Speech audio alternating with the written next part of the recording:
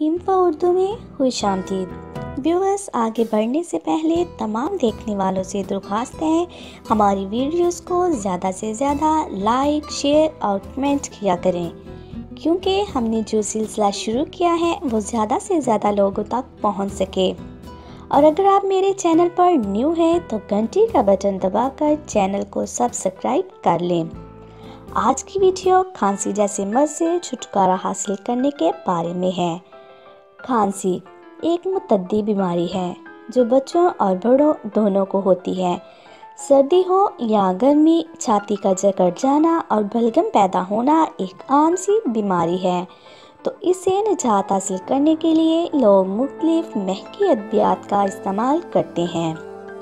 खांसी की वजह से ज़िंदगी का सुकून बर्बाद होकर रह जाता है।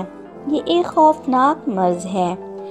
इनफरादी तौर पर ही तकलीफ नहीं देती बल्कि तमाम अहले खाना को बेचैन कर देती है और फिर बाज़ दफ़ा ये इतनी शिद्दत अख्तियार कर जाती है कि खांसी करते करते इंसान का हाल बुरा हो जाता है।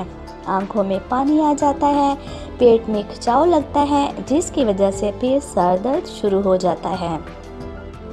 तो इन सब से छुटकारा हासिल करने के लिए करना क्या है? मुलट्ठी। मुलट्ठी, जो कि सब लोग जानते हैं कि खांसी के लिए बहुत मुफीद है और ये बहुत सी चीज़ों में इस्तेमाल होती है।